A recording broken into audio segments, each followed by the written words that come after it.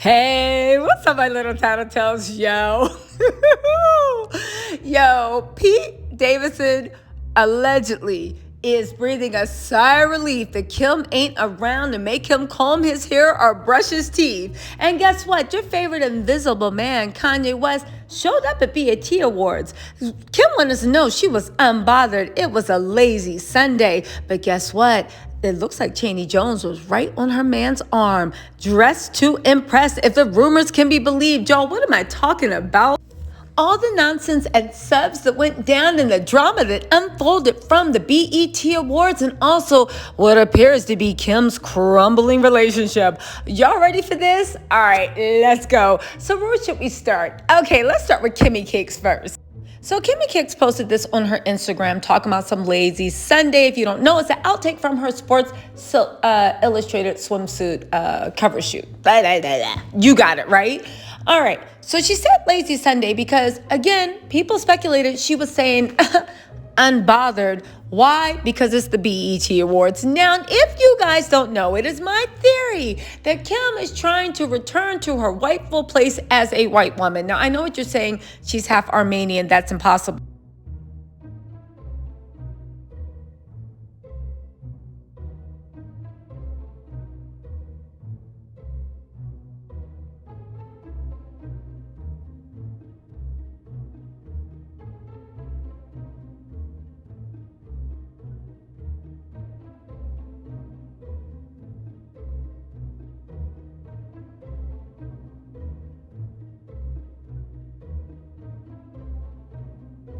But prior to meeting Kanye, Kim had gone systematically to scrub any hints and traces of her ancestors from her face.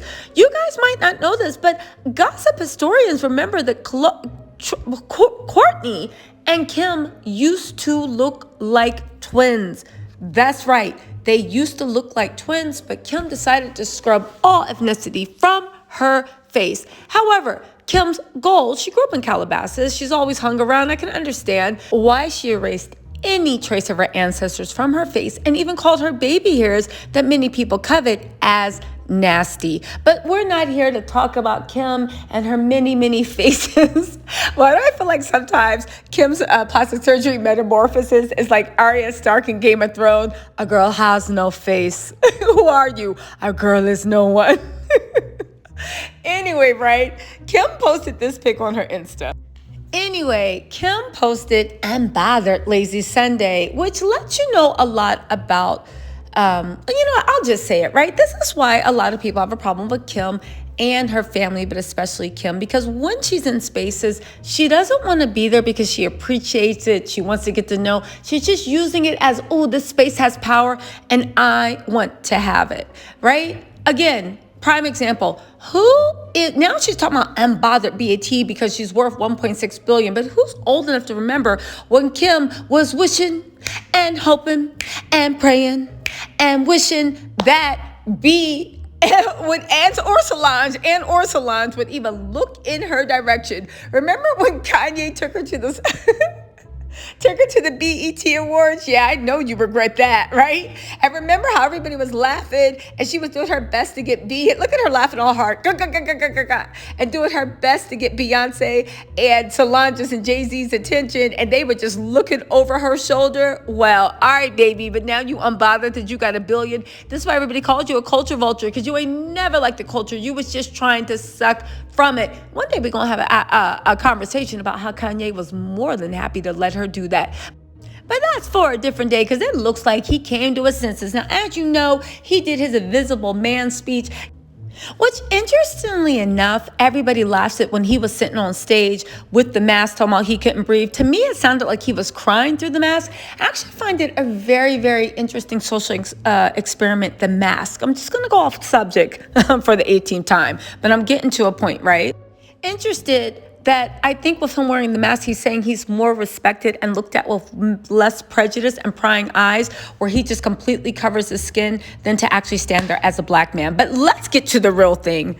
As you know, Kanye made a joke about Kim, right? Just a lighthearted joke. I mean, it brought the house down, ha, ha, ha, ha. But everybody was like, but where's Kanye's date? I know I said that. what looks like Kanye's date actually might have been around. Behold, the future. That's right, Chaney Jones was around. Chaney Jones was looking right. Everything was sitting where it was supposed to be sitting. I'll say one thing. Chaney Jones is a beautiful, beautiful woman, and clothes fit her so well. And look at that face.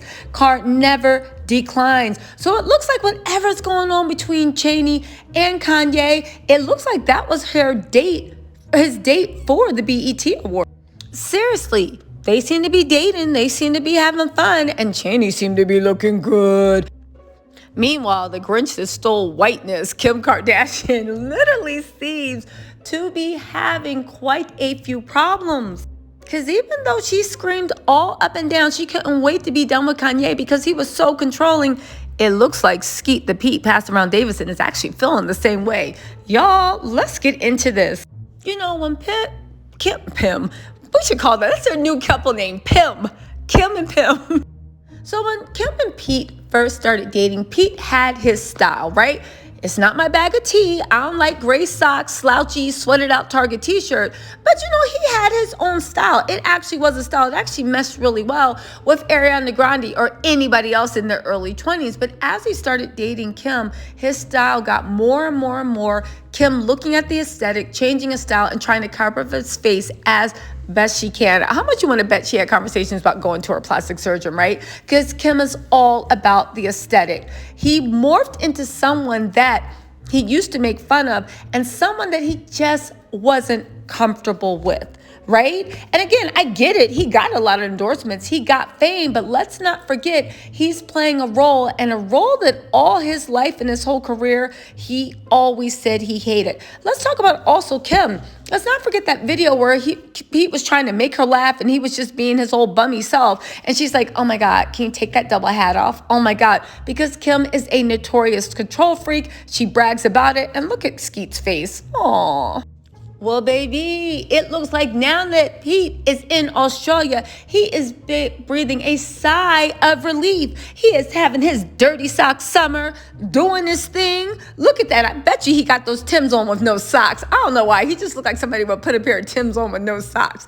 This fool didn't even feel like he had to zip up his zipper. But all jokes aside, listen, you catch me out and about. I look halfway homeless too, so I'm not shading him. What I am saying is, people are saying that Pete feels a certain amount of freedom. Look at him.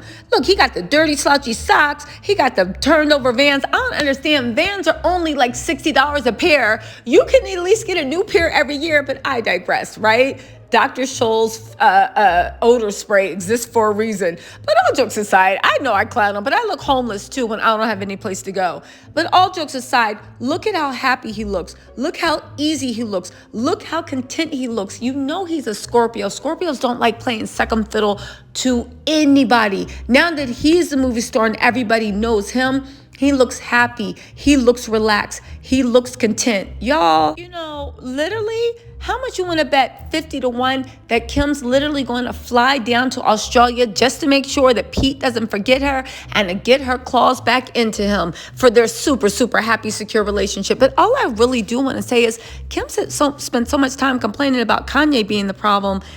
Kim, if Skeet and his return to himself is to be believed, Kim, you weren't so easy to deal with either. And your controlling ways are literally look like they're getting on Skeet's last nerves. I don't know. I believe these reports because he's returned to nature. Anyway, my little tattletales, let me know what you think in the comments. I'll talk to you later.